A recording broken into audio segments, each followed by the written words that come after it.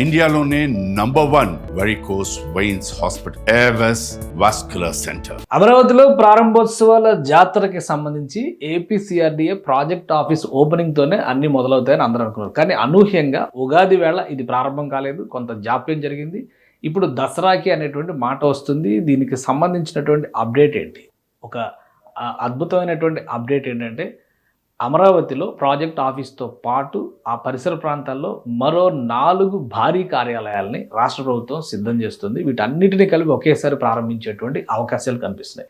ఒకసారి చూద్దాం. Amaravati project office అనగానే అందరికి గుర్తొచ్చేది ఏ షేప్లో ఉన్నటువంటి బిల్డింగ్. ఈ బిల్డింగ్ స్టేటస్ ఆల్రెడీ మనం 2 వీడియోల్లో కూడా చూపించాము. ఇంటర్నల్గా ఎలా ఉంది ఏంటి అనేది అన్నీ కూడా చెప్పాము. సో దానికి ఎదురుగానే అంటే ఆ భవనానికి అభిముఖంగానే కనిపిస్తున్నటువంటి ఈ భవనాలు ఇది ఇంకా కూడా స్ట్రక్చరల్ ఎరెక్షన్ జరుగుతున్నటువంటి దశలో ఈ ప్రాజెక్ట్ కనిపిస్తుంది ఇటు నుంచి చూస్తే.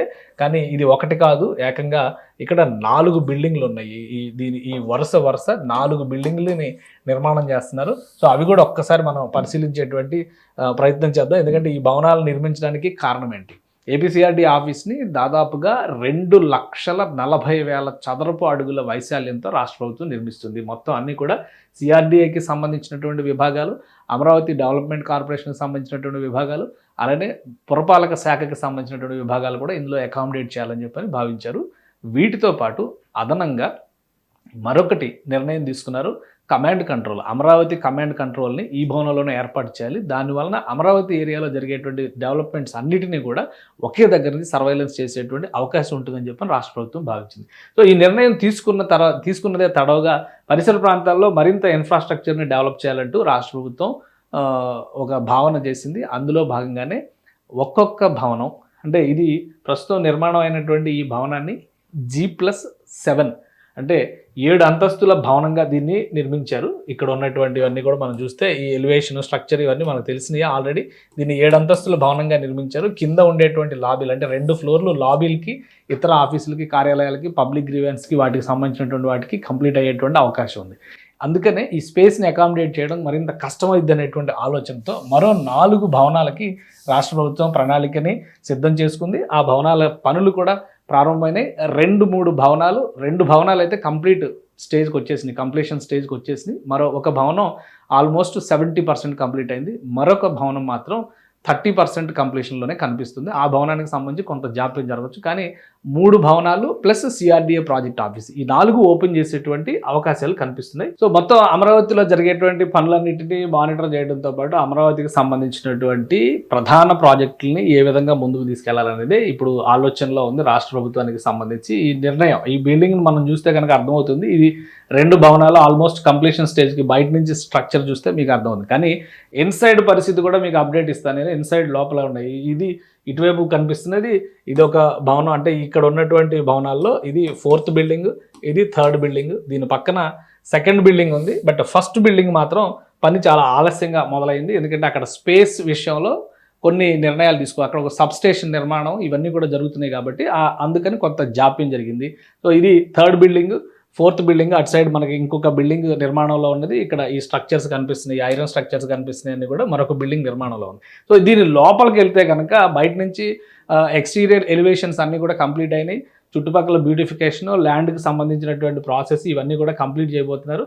బట్ ఇది ఓపెన్ లాబీ అనమాట. పబ్లిక్ గ్రీవెన్సెస్కి సంబంధించి కానీ, అమరావతిలో లేఅవుట్ డెవలప్మెంట్కి సంబంధించిన ఇంటరాక్షన్స్ కోసం కానీ వీటిని ఉపయోగించే అవకాశం ఉంది. అలానే సెక్రటరీస్ లెవెల్ ఆఫీసర్స్ కూడా ఇక్కడ అకామిడేట్ చేసేటువంటి అవకాశం ఉంది. స్పెషల్ కమిషనర్స్, జోనల్ కమిషనర్స్ని కూడా అకామిడేట్ చేసే అవకాశం ఉంది.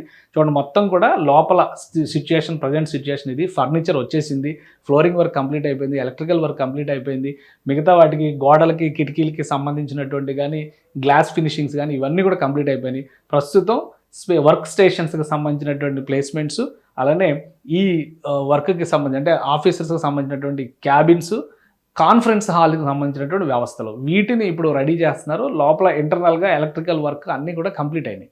సో ఇది చూస్తే మీకు అర్థమైపోతుంది ఈ భవనానికి సంబంధించినటువంటి విభాగాలు. వీటిల్లో ఈ 4 భవనాలు కూడా ఒక్కొక్క భవనానికి సంబంధించి సుమారుగా 40. సో ఇది ఒక్కొక్క భవనం చూస్తే కనుక ఈ భవనాన్ని 40,000 SFT కింద దీన్ని డిజైన్ చేశారు. 40,000 SFT సింగిల్ ఫ్లోర్ కింద మొత్తం అంతా అవుతుంది. అందులోనే కంపార్ట్మెంట్స్ చేశారు, అంటే విభాగాలకు సంబంధించినటువంటి విభజన చేశారు. భారీ కాన్ఫరెన్స్ హాల్స్ పెట్టారు. ప్రిన్సిపల్ సెక్రటరీ లెవెల్ ఆఫీసర్స్ వచ్చినా కానీ ఇది క్యాంప్ ఆఫీస్ లాగా ఉపయోగించడానికి అవకాశం ఉండేలాగా పెద్ద లాబీలు, అంటే పెద్ద క్యాబిన్లు, యాంటీ రూమ్స్ ఇవి కూడా డిజైన్ చేశారు. వాటికి సంబంధించినటువంటి ఫర్నిచర్ కూడా వచ్చేసింది. సో అంటే ఒక్కొక్కటి 40,000 SFT అంటే ఇక్కడ 4 భవనాలు రెడీ అవుతున్నాయి. 4 భవనాలు అంటే దాదాపు 1,60,000 SFT ఇక్కడ మళ్ళీ అందుబాటులోకి వస్తుంది రాష్ట్ర ప్రభుత్వానికి సంబంధించినటువంటి వివిధ విభాగాల నిర్వహణకి సంబంధించి. అలానే మెయిన్ బిల్డింగ్ CRDA ప్రాజెక్ట్ ఆఫీస్లో ఉన్నటువంటి ప్రస్తుత స్టేటస్ చూస్తే కనుక ప్రభుత్వం వేసినటువంటి అంచనాల ప్రకారం 1,42,000 SFT అక్కడ స్పేస్ క్రియేట్ చేసేది రాష్ట్ర ప్రభుత్వం. సో అంటే అమరావతికి సంబంధించినటువంటి అనేక విభాగాలతో పాటు అమరావతిలో పెట్టాల్సినటువంటి కార్యాలయాలు, ఎందుకంటే ఇవన్నీ కూడా అద్దె భవనాల్లో నడుస్తున్నాయి. ఆ బర్డెన్ కూడా ప్రభుత్వానికి చాలా ఎక్కువ అవుతుంది. ప్లస్ అన్నిటినీ కూడా ఒక్కొక్కటిగా అక్కడికి షిఫ్ట్ చేస్తే అక్కడికి వచ్చేటువంటి ఉద్యోగులు కానీ, వాళ్ళు ఉండడానికి కావాల్సినటువంటి వసతులు కానీ, వీటన్నిటిని దృష్టిలో పెట్టుకొని అమరావతిలో ఒక యాక్టివిటీ స్టార్ట్ అవుద్ది, పబ్లిక్ మొబిలైజేషన్ జరగడం అనేది ప్రారంభమవుద్ది అనేటువంటి ఒక ఆలోచన చేస్తుంది. టోటల్గా ఈ కాంపౌండ్ని దృష్టిలో పెట్టుకొని ఇక్కడ 4 భవనాలు ప్లస్ CRDA ఆఫీసు మొత్తం 5 భవనాలు అవుతాయి. ఇవి కాకుండా ఎడిషనల్గా పవర్ సప్లైకి సంబంధించినటువంటి సబ్స్టేషను, ఇతర సమావేశ మందిరం లాంటిది, ప్రజావేదిక తరహాలో ఒక భారీ సమావేశ మందిరం లాంటిది కూడా నిర్మాణం చేయాలనేటువంటి ఒక ప్రతిపాదన ఉంది. అయితే అది ఇంకా ఫైనల్ కాలేదు. బట్ ట్రాన్స్కోకి సంబంధించినటువంటి సబ్స్టేషన్ నిర్మాణానికి మాత్రం క్లియరెన్స్ వచ్చినట్టుగా తెలుస్తుంది.